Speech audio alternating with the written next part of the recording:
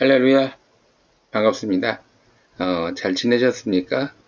예, 어제 아침이죠. 벌써 오늘 12시가 넘었으니까, 또 우리 강동 식구들, 또 우리 분당 식구들, 또 이렇게 잠깐이나마, 물론 다 뵌 것도 아니고, 몇몇 분들만 스쳐 지나가듯이, 잠깐 뵈기도 했습니다. 우리 여성교회, 어, 이렇게 금식 기도 대성회에 우리 몇몇 분들이 또 오셔서 잠깐 진짜 스쳐가듯이 잠깐 배웠던 것 같습니다. 그래도 잠깐이라도 참 반갑고 정겨운 얼굴들이라 또 이렇게 하루를 또 기분 좋게 지내고 있습니다. 어, 월요일 날 녹화를 잘 하면 화요일 날 올릴 수 있는데요. 월요일 날 녹화가 잘 안 되면 본의 아니게 이렇게 또 수요일 날 저녁 또는 목요일 날 아침에 새벽이죠.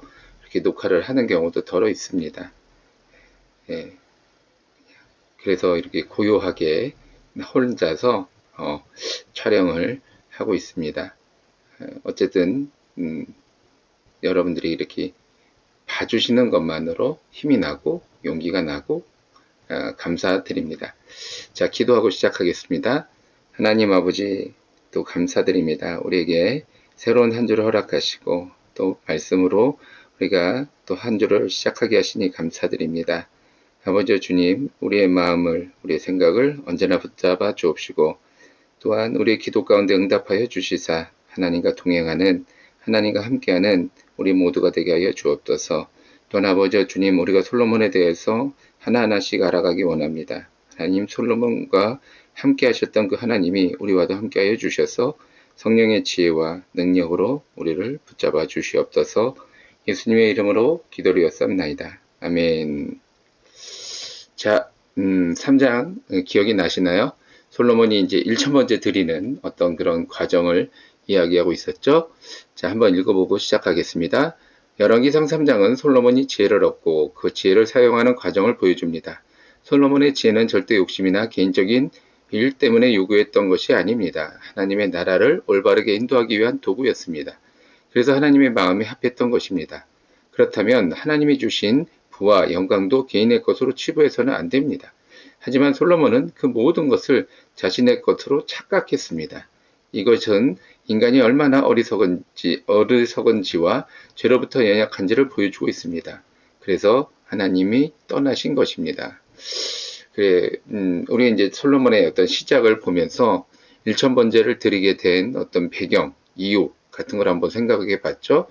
그래서 어려우니까, 힘드니까 솔로몬이 하나님 앞에 매달리게 되는 어떤 그런 과정, 그래서 지혜를 2000번제를 드리면서 지혜를 구하게 되는 그런 것이고, 또한 그로 인해서 하나님 마음에 흡족하고 합하여 부와 영광을 함께 더하여 받은 거죠. 그거는 쉽게 말하면 사은품과 같은 거예요. 하나님 마음에 흡족했기 때문에.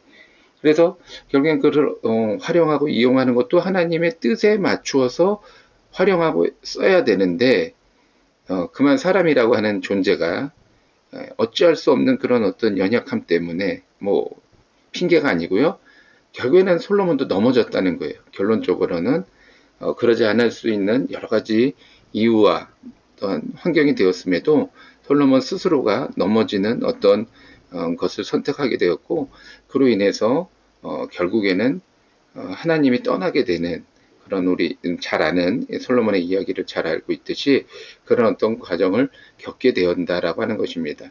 그래서 우리가 삶 속에서 어떤 부수적인 하나님과의 관계 속에서 얻어지는 그런 부수적인 물질이라든가 명예라든가 어떤 그 무엇이라도 자기의 것이 아니라, 자기 욕심대로 쓸 것이 아니라 하나님으로부터 왔음을 잊지 말고 끝까지 하나님만을 의지하며 나가는 저와 여러분들 되시기를 간절히 바라겠습니다.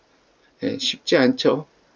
사람이 눈에 보이는 것에 현혹이 되고 또 그런 어떤 유혹에 넘어가게 되는 게 인간입니다.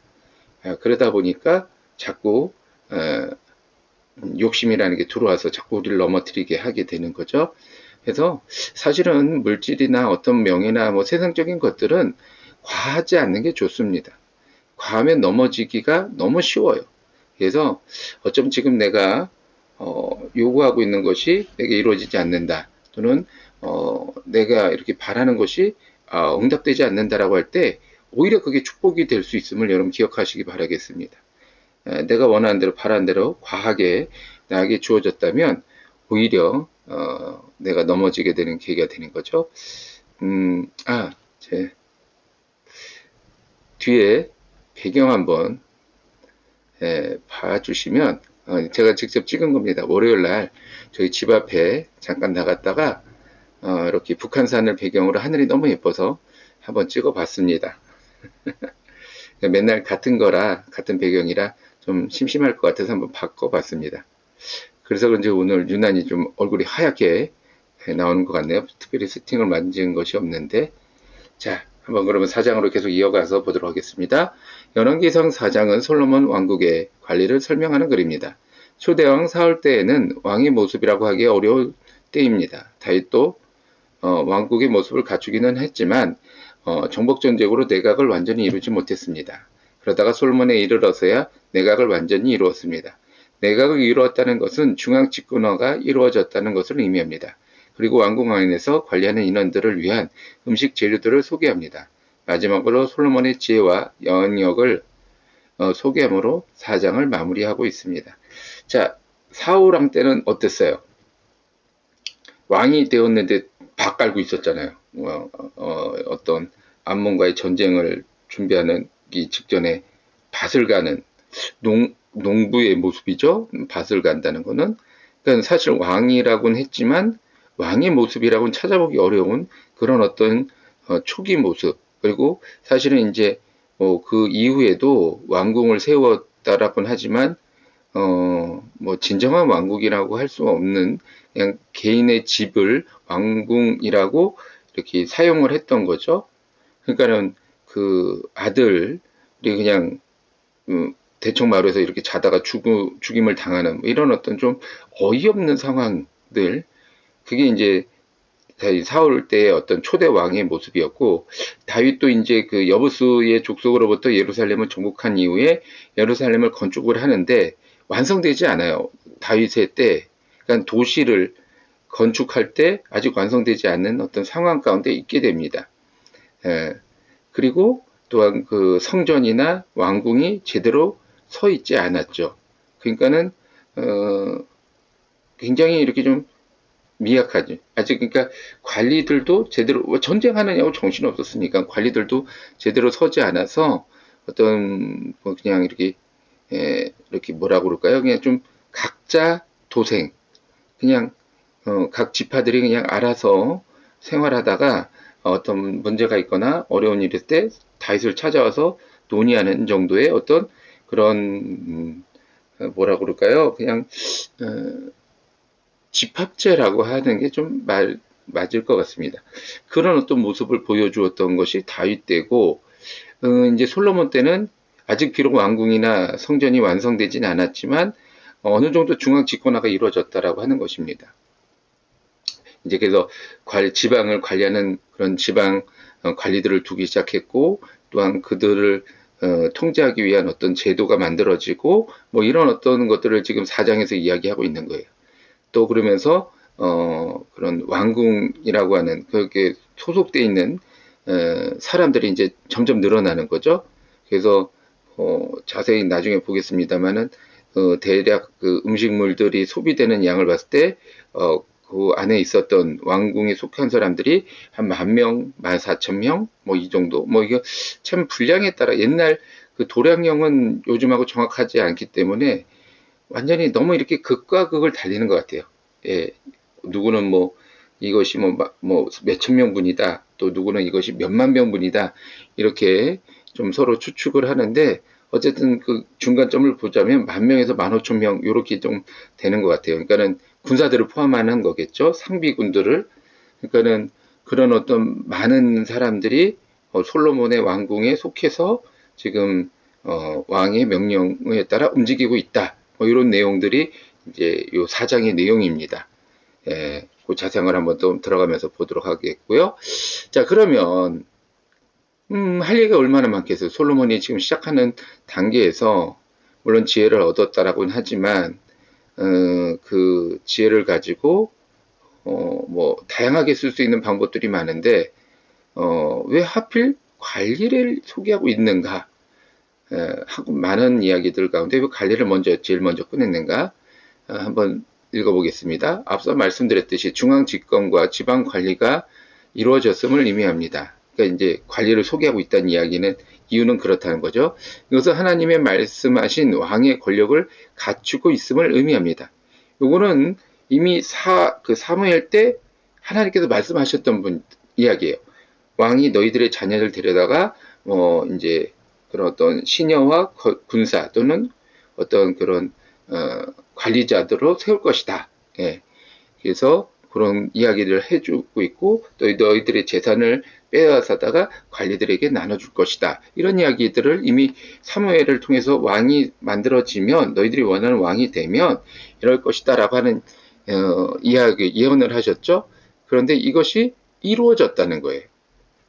왜 관리를 이야기하고 있는가 하면 하나님의 예언의 말씀이 곧 이루어졌다라는 것을 의미하고 있는 거죠. 더군다나 6절의 노동감독관이라는 것은 부역과 세금을 징집하는 관리를 말합니다. 그러니까 요즘 말하면 병무청, 세무서 뭐 이런 거죠. 그러니까는 요즘 뭐 그냥 이렇게 요즘처럼 이렇게 체계적이고 어떤 과학적인 게 아니라 그냥 뭐 성전 지을 때 18만 명이 필요하다. 18만 3천 명이 필요하다. 그러면 그냥 데려다 쓰는 거예요. 막 그 백성들 18만 3천 명 다 동원해라. 그냥 이 말 한마디로 끝나는 거죠. 또 사람만 동원하는 게 아니라 이제 많은 비용이 들어가잖아요. 그러니까 세금 내라. 이런 어떤 그런 것이 노동관리 감독관이 하는 일이에요. 그러니까는 하나님 말씀이 이루어졌다는 거예요. 예, 예언하신 그대로가 이루어졌다. 이거를 표현하기 위해서 지금 솔로몬이 무엇인가를 시작하는 이 시점에 하나님의 말씀이 이루어졌다라는 것을 확인하기 위해서 이런 말씀을 꺼내고 있는 것입니다. 그래서 하나님의 말씀은 땅에 떨어지지 않습니다. 라고 이야기하는 거죠. 자, 우리들도 이제 하나님의 어떤 예언이나 응답의 말씀을 들을 때 여러분 간과해서는 안 됩니다. 더디 올 수는 있어요. 그러나 반드시 이루어진다는 것을 잊지 마시고 그러면 하나님 앞에 응답을 받았을 때, 말씀을 받았을 때 항상 그걸 마음에 새겨두시기를 바라겠습니다. 자, 내용으로 들어가서 2절에서 4절 말씀 한번 읽어보겠습니다. 그의 신하들은 이러하니라. 사독의 아들 아스리아는 제사장이요, 시사의 아들 엘리호셋과 아이야는 서기관이요, 아이엘로브의 아들 여호사밧은 사관이요, 여호야다의 아들 분하야는 군사령관이요, 사독과 아비아달은 제사장이요 라고 이렇게 이야기하고 있습니다. 자, 관리들을 이제 설명을 하는데 순서가 항상 중요하다고 그랬죠. 성경의 말씀은 항상 순서가 중요합니다. 그럼 제일 먼저 나온 사람이 누구예요? 바로 제사장입니다. 자, 성경에서는 순서가 제일 중요합니다. 즉 제사장이 제일 중요한 사람으로 인식했다는 것입니다. 예.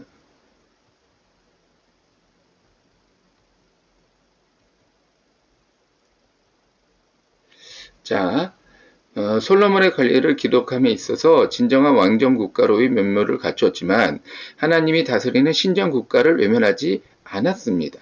이것은 그만큼 국가가 안정적이었다는 것을 의미하기도 합니다. 다윗의 시기는 군대 장관이 제일 먼저 나왔습니다. 그러니까 그냥 이스라엘 하면 하나님이 다스리는 나라. 그러니까 당연히 제사장이 제일 중요한 직분.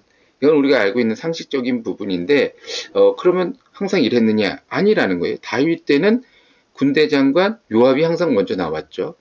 그러니까는 굉장히 달라졌다. 지금 왜냐하면 다윗은 정복 전쟁을 했기 때문에 군대 장관이 제일 중요한 자리였다면 이제는 솔로몬은 전쟁을 치르지 않아도 되는 안정된 국가를 이루었고 그렇기 때문에 가장 중요한 사람이 누가 되느냐는 지금 새롭게 지금 정하는 거죠.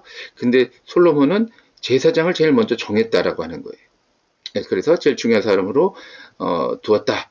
자, 그러죠. 그리고 4절까지 나오는 중앙정부의 주요 관리직에는 서기관, 제사장이 주류를 이루고 있습니다. 그만큼 솔로몬은 하나님을 정치의 핵심으로 생각했습니다.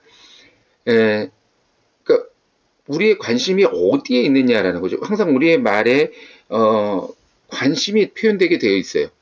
만약에 드라마에 관심이 있다. 요즘에 뭐 이상한 변호사 우영우라고 하는 드라마가 굉장히 뜨고 있는데 그러면 아무래도 이야기를 할 때, 말을 할 때, 우영우 하면 귀가 솔깃해지죠? 그러면 그 사람의 말에 더 마음을 두게 되는 거죠. 그래? 어떻게 됐는데? 또 무슨 새로운 내용이 있어? 뭐, 이런 어떤 관심을 갖게 되니까 항상 우선순위가 내 마음에 있는 것이 우선순위가 되는 거죠. 그러니까 솔로몬에게 있어서 제1 관리는 제사장이었고, 그는 다시 말하면 솔로몬의 마음의 중심은 늘 하나님에게만 향하여 있다라는 것을 표현해주고 있는 것입니다. 지금 오늘 우리의 관심은 어디에 있습니까? 어떤 얘기가 제일 많이 나오고 어떤 얘기에 제일 많이 귀를 기울이고 있습니까? 이것이 내 마음입니다. 아무리 내가 입술로 하나님을 사랑하고 하나님을 의지한다, 하나님을 따른다라고 얘기를 할지라도 하나님에 대한 어떤 마음과 관심이 없다면, 표현되어지지 않는다라면 나는 거짓말하고 있는 사람이죠. 내 본 마음은 다른 마음을 갖고 있는 거죠. 자, 우리의 삶에 적용해 본다면 우리의 중심은 어디에 있습니까? 자본주의 국가에서 경제는 정치의 중심에 서 있습니다. 그래서 정치는 경제가 좋아지면 지지를 받고 경제가 나빠지면 외면을 당하는 것입니다. 바로 지금 우리 이제 뭐라고 그럴까요? 지금 전 정권이 이제 새로운 정권으로 바뀌면서 그 과정 속에 경제 부분이야 어쨌든 이렇게 맞물려 있잖아요. 물론 다른 어떤 이유도 있겠지만 적어도 제가 보는 뉴스나 이런 걸 본다면 경제 부분이 어려워지니까 사람들의 마음이 정치를 비판적으로 보게 되고 당연히 그렇게 되니까 새로운 사람을 요구하게 되고 그러다가 이렇게 정권이 바뀌었 것이 아니냐 저는 이렇게 생각을 하고 있습니다. 뭐 다른 어떤 생각을 갖고 계신 분들도 있겠죠. 하여튼 뭐 경제는 굉장히 중요하다는 거예요. 자, 그러나 우리의 중심에 하나님이 서 있어야 합니다. 그러니까는 우리가 이 세패에 요동하는 세태에 같이 휩쓸려서 같이 경제 어떤 뭐 그런 정치 이런 거에 마음을 둘 것이 아니라 내 마음의 중심은 하나님을 두어야 된다. 이 말은 경제, 즉 물질을 외면하거나 무관심해야 된다는 말이 아닙니다. 다만 하나님과 경제 사이에서 갈등이 생길 때 우리의 선택이 분명해야 한다는 것입니다. 그러니까 신앙으로 인하여 경제적인 어려움도 감내해야 한다는 것을 의미하기도 합니다. 자, 경제가 지금 뭐 많이 어렵다는 얘기들이 많죠. 힘든 분들이 많죠. 자, 그러면 내가 뭐 11조를 이야기해 볼게요. 경제가 어려워. 그러다 보니까 여유가 없어. 그럼 11조를 내야 되느냐 말아야 되느냐 갈등이 될 수 있습니다. 충분히 될 수 있어요. 자, 그러면 내 믿음이 충분히 낼 수 있는 11조만큼은 당연히 하나님의 것이다 라고 하는 믿음으로 살아왔는데 여러 가지 어려움을 겪다 보니까 나도 모르게 이번 달은 좀 넘어갈까 아니면 다음 달로 뭐 연기할까 이런 어떤 갈등이 생길 때가 있다는 거죠. 그럴 때 우린 분명하게 정할 수 있어야 됩니다. 물론 피치 못할 사정이나 여건에 의해서 못 낼 수도 있어요. 뭐 무조건 내라는 것이 아니라 충분히 내가 할 수 있는 믿음의 분량이 되는데도 외면하는 분위기와 어떤 세태에 따라서 같이 외면하는 그런 사람이 되어서는 안 된다라는 거예요. 그러니까는 당연히 경제 중요하죠. 물질 중요합니다. 그러나 하나님과 물질을 똑같이 겸하여 섬길 수 없고 또 하나님보다 물질을 더 우상시한다면 당연히 그건 잘못된 것을 여러분 기억하시기 바라겠습니다. 그렇기 때문에 제가 11조를 말씀드렸지만 다른 어떤 모든 부분에서 마찬가지라는 거예요. 어렵다는 이유 때문에 힘들다는 이유 때문에 내 믿음이 특히 물질적인 부분 때문에 흔들려서는 안 됩니다. 그것을 여러분 잘 기억하시고 또 뭐 이거에 대한 어떤 말이 많아지다 보면 막 서로 이제 꼬일 것 같아요. 제가 또 너무 다른 케이스들이 많기 때문에 어떻게 한두 가지로 설명을 하다 보면 오해가 될 수 있을 것 같아서 그냥 여기서 멈추겠습니다. 그냥 원론적인 이야기. 하나님과 물질을 겸하여 섬길 수 없기 때문에 누군가를 먼저 중히 여기고 누군가를 경히 여기기 때문에 우리는 하나님을 중히 여기고 하나님만을 섬기는 그런 믿음의 사람이 되어야 합니다. 그것을 여러분 기억하시기 바라겠습니다. 자, 두 번째로 20절에서 21절 말씀입니다. 유다와 이스라엘 인구가 바닷가 모래같이 많게 되매 먹고 마시며 즐거워하였으므로 솔로몬이 그 강에서부터 블레셋 사람의 땅에 이르기까지 애굽 지경에 미치기까지의 모든 나라를 다스림으로 솔로몬이 사는 동안에 그 나라들이 조공을 바쳐 섬겼더라. 자, 인구가 많게 되매라고 이야기하고 있죠. 자, 인구가 많다는 얘기는 뭐예요? 식구, 즉 먹는 입이 늘었다는 거예요. 그러면 먹는 입이 늘었다는 거는 그만큼 더 많은 그런 먹을 것들 이런 것들이 필요하죠. 생각을 해볼까요? 혼자서 식사하실 때 여러분 어떻습니까? 가끔 혼자 식사할 때는 보면 그렇게 많이 먹지 않게 되죠. 이상하게 아무리 음식이 많아도 혼자 식사하게 되면 많이 먹지 않게 되는 것 같아요. 근데 둘이 먹게 되면 어떻게 돼요? 한, 1.2배? 혼자보다? 그렇지 않습니까? 이렇게 좀 많이 더 늘어나는 것 같아요. 자, 셋, 넷, 다섯, 여섯, 일곱, 여덟, 이렇게 막 한 10명 정도 모여서 먹는다라고 한번 가정을 해보세요. 그 음식이 어때요? 예, 굉장히 많이 늘어나요. 그래서 무슨 잔치할 때 보면 음식을 엄청 많이 하지 않습니까? 특히 우리 이제 어머님들 세대들 손이 다들 크셔가지고 음식을 참 많이 해요. 그런데 남는 게 그렇게 많지가 않아요. 여러 사람이 오다 보면 희한하게 그렇게 많이 먹어요. 그러니까 인구가 많아진다면 그냥 단순히 1 더하기 1은 이런 식의 어떤 식량이 늘어나는 게 아니죠. 거의 마치 무슨 제곱 늘어나듯이 이렇게 쪽쪽쪽쪽 어마어마하게 늘어나는데 그거를 그렇게 많은 사람이 먹었는데도 즐거워하였다. 이거는 그만큼 풍부했다는 거예요. 그러면 농업 기술이 발달을 하거나 어떤 굉장한 특별한 기술이 없던 기술이 늘어나서 그렇게 됐느냐? 아니죠. 조공으로 통해서 이스라엘 사람들의 먹는 양이 늘어나게 되었다. 그래서 인구도 많아졌지만 즐거워하였다. 이것을 지금 이야기하고 있는 거예요. 전체적인 이야기는 참 내용을 한번 볼게요.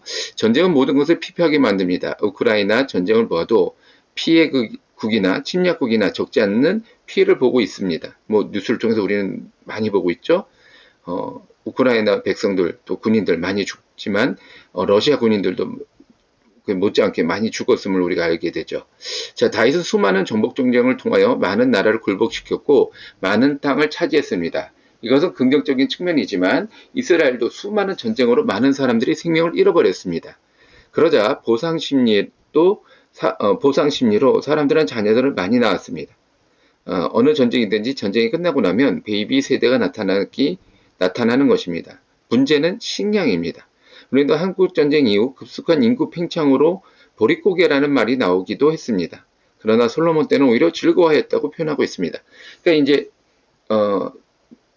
이해가 되시죠? 수많은 전쟁을 통해서 전쟁은 젊은 남자들이 주로 하잖아요. 그러면 제일 많이 죽는 사람이 젊은 남자들이에요.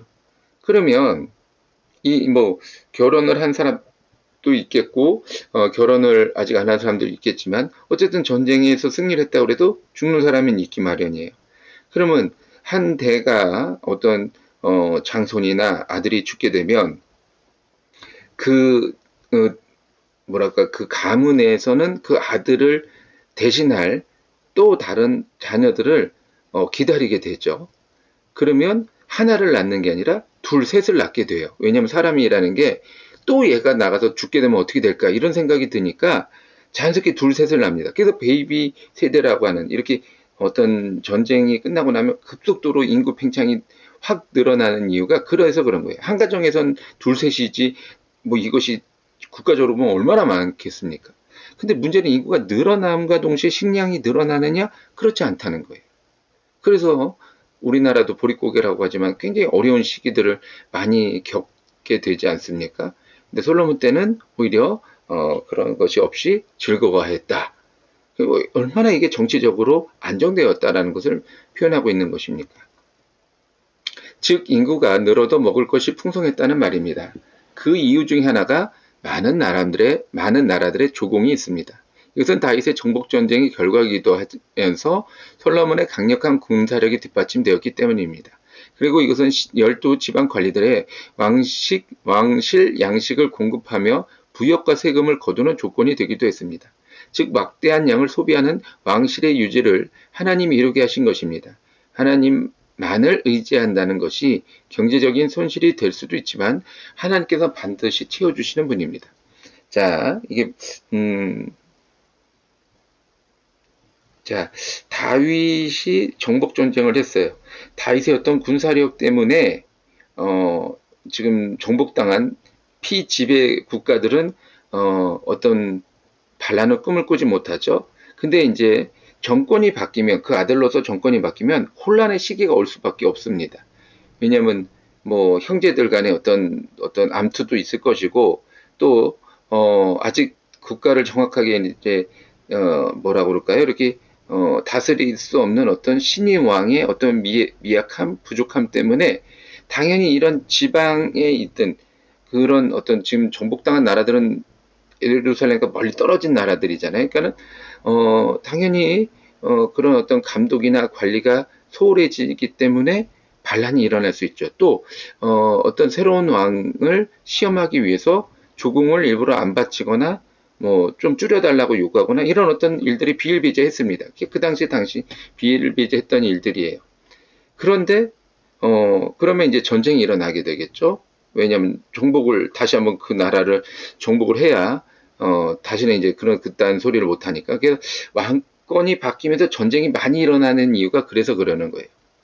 자, 그런데 지금 현재로서는 그런 일들이 일어나지 않아요. 그러니까 전쟁이 일어나면 다시 군사를 모집을 하고 전쟁을 해야 되기 때문에 뭐 왕실, 뭐 관리, 뭐 이런 거 신경 쓸 수가 없어요. 또 부역, 뭐 세금 이런 것도 마찬가지로 할 수가 없습니다. 왜냐면 지금 뭐 아들 군대 나가서 좀 죽느냐 사느냐 하는데 거기다가 뭐 또 부역을 가야 되니까 나와라 뭐 세금을 내라 그러면 뭐 백성들의 마음은 완전히 떠나버리는 거죠. 그러니까는 그런 일들이 있을 수 없다는 거예요. 그러니까 하나님께서 이 솔로몬의 어떤 그런 뭐랄까요 이 정치를 완전히 하나님이 안정시키면서 나머지 나라들, 그러니까 조공을 바쳤던 나라들조차도 하나님이 다스리고 계시는 거예요. 눌러버리는 거예요. 그러니까는 그럼으로 인해서 정치적으로 안정되고 경제적으로 부강하게 되고 국가를 더욱더 안전적으로 다스릴 수 있는 어떤 그런 힘, 그런 어떤 능력이 나타나게 되는 거죠. 그러니까 하나님 앞에 일천번제를 드렸다고 할 때 소 1,000마리가 얼마나 그 뭐라고 할까 큰 재산이 됩니까? 그걸 하나님 앞에 드리는 거예요.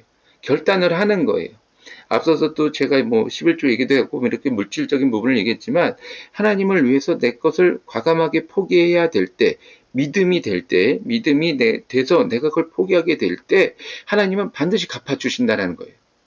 내가 소를 들였으니까 소로 갚아주시는 것이 아니라 내가 금을 들였으니까 금으로 갚아주시는 것이 아니라 이런 식의 어떤 주변 환경을 통해서 소나 금이 내 수중에 들어오게끔 하나님 인도하시는 거죠. 그러니까 도깨비 방망을 주시는 게 아니에요. 그러니까는 우리가 이런 부분을 자칫하면 넘어가는 거예요. 하나님이 주심을 잊어버리고 놓쳐버리는 거죠. 이걸 깨달아 할 수 있는 것이 믿음이라고 하는 것입니다. 그러니까 우리들의 삶을 잘 지켜보고 하나님과 늘 연관시켜야 돼요. 그래야 이런 부분이 보이죠. 그냥 돈만 보면 내가 열심히 노력했으니까, 애썼으니까, 또는 운이 좋았으니까, 어떤 누군가의 도움을 받았으니까 내가 이렇게 사업이 성공하고 잘 되는 거야. 라는 착각을 하게 된다는 거죠.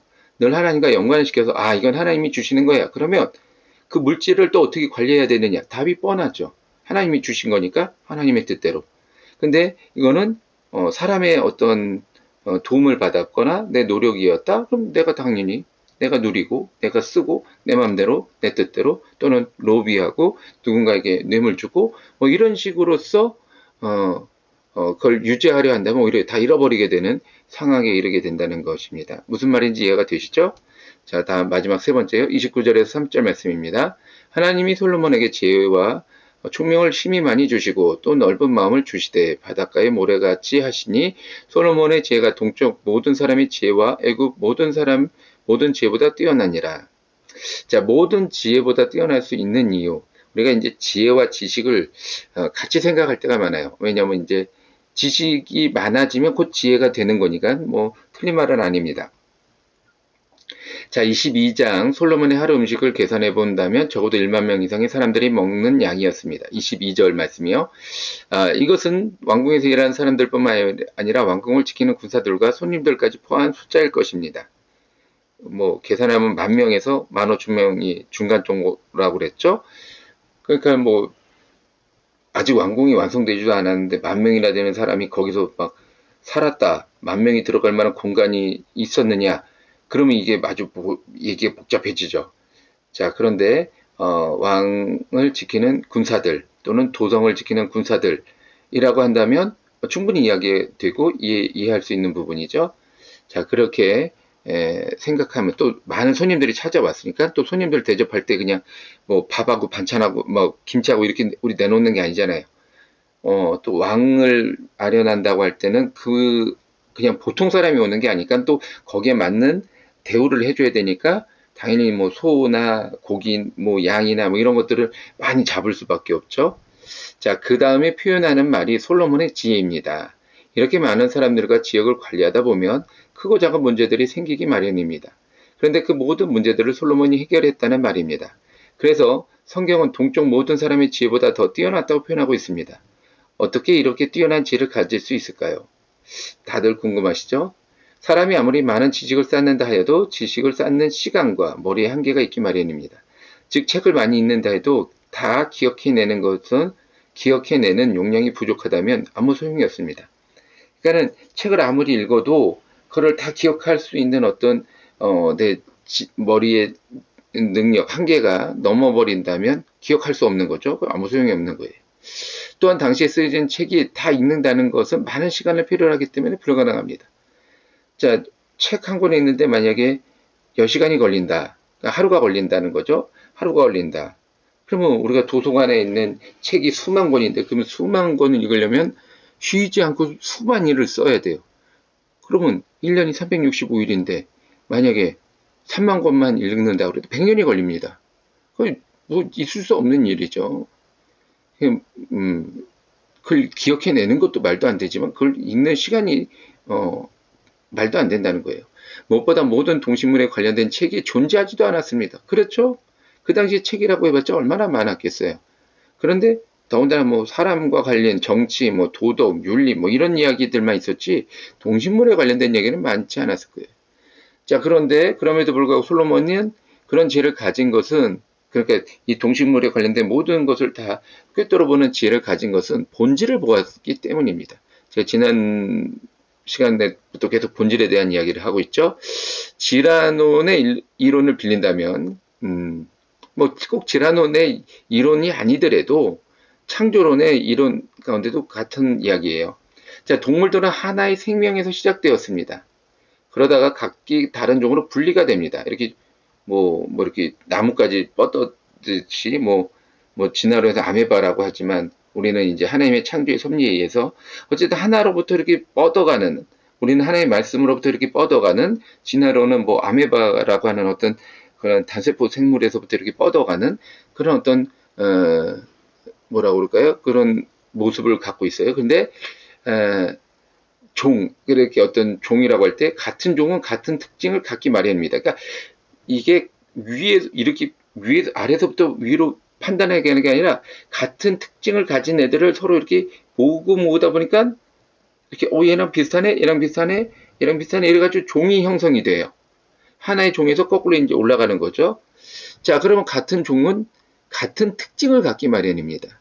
자, 뭐 사람을 한번 볼게요. 사람과 유인원이 비슷하다고 봐요. 왜 그렇게 봅니까? 일단 생김새나 어떤 그 신체적인 조건이 비슷하죠. 유인원도 손을 활용하면서 쓰고 있고요. 또 이제 직립보행을 하고 있기 때문에. 자, 그렇기 때문에 유인원과 사람의 특징이 같다. 그러면 사람을 보면 유인원을 생각해낼 수 있는 거죠. 어떤 유추해 볼 수 있는 거죠. 그렇게 만약에 이제 개와 늑대 그랬을 때 그러면 개들은 이런 어떤 달리는 것을 쫓아가는 습성이 있다. 그럼 늑대도 달리는 것을 쫓아가는 습성이 있겠구나. 우리가 늑대를 본 적이 없잖아요. 근데 그런 걸 유추해낼 수 있는 거죠. 그래서 뭐 늑대를 피하기 위해서는 뭐 공을 던져라, 마주보고 공을 던져라, 뭐 이런 식의 어떤 것들 우리가 뭐 알 수는 없지만 경험해보지 않았지만 그런 걸 알 수 있는 거죠. 개들을 통해서 또 개들을 뭐 이렇게 친해지면 배를 만져주는 어떤 그런 모습들 그러면 이제 그걸 서열을 우위를 따질 때 그렇게 하잖아요. 그러니까 개들 사이에서도 어떤 그런 자기보다 높은 뭐랄까 강한 존재를 만나면 배를 드러내는 그러니까 늑대들을 봤는데 이렇게 늑대가 어느 늑대를 보더니 갑자기 뒤집어져서 배를 보이고 있다. 아, 그럼 제가 우두머리구나. 이런 것들을 알 수 있는 것들이 있죠. 그러니까 이런 식으로 어떤 같은 종의 특징들을 통해서 우리가 다른 종들을 유추해내는 거죠. 자, 식물도 마찬가지입니다. 그래서 같은 종의 특징으로 유추한다면 배우지 않는 지식을 얻게 되는 거예요. 이게 뭐냐면 본질을 보는 거예요. 본질을.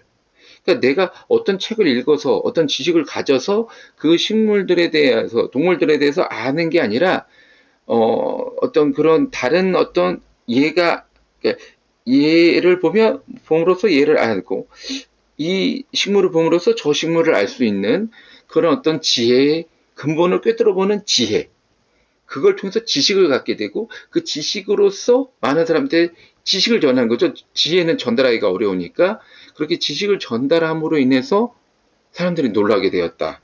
솔로몬의 지혜를 감탄하게 되었다. 이런 내용이라는 거예요. 이제 나중에 이제 그 부분에 대해서 또 자세히 보도록 하겠습니다. 자, 한번 이제 좀 결론을 내볼게요. 열왕기상 4장은 솔로몬의 관리 조직부터 지방 관리를 시작하여 솔로몬의 부귀와 영화를 나타내고 있습니다. 그러니까 중앙 관리 조직에서부터 지방 관리들까지 이렇게 시작을 해가지고 그것을 인해서 부귀와 영광을 나타내고 있습니다. 그리고 이 모든 것에는 솔로몬의 지혜가 뒷받침해주고 있음을 말합니다. 그러니까 솔로몬의 어떤 지혜가로 인하여 어떤 그 나라를 다스리기 때문에 백성들이 감히 솔로몬에게 대항하지 못하는 거죠. 좀 억울하고 답답해도 솔로몬이 시키는 거는 해야 되겠구나 이런 부분이 있는 거죠. 자, 이것은 3장에서 하나님이 솔로몬에게 말씀하여 주신 예언의 실현판입니다.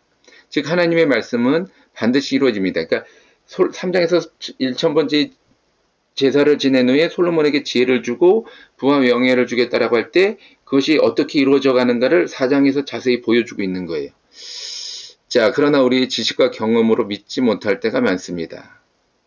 우리의 지식과 경험으로는 내 문제도 해결하지 못합니다. 하나님의 지혜로 솔로몬은 문제 해결뿐만 아니라 부와 영광도 누렸습니다. 그러니까 우리들의 목적은 어디 있어요? 하나님에게 있는 게 아니라 부와 영광에 있는 거죠. 그러니까 우리들의 지식으로는 해결하지 못하는 그러니까 내 지식으로는 하나님 말씀은 좀 이해가 안 돼. 이걸로는 내가 원하는 거 얻을 수 없어. 그러면서 그걸 배척해버리는 제껴버린다는 거예요. 근데 결국에 내 지혜와 내 경험이라는 거는 내 문제를 해결하지 못하는 거예요.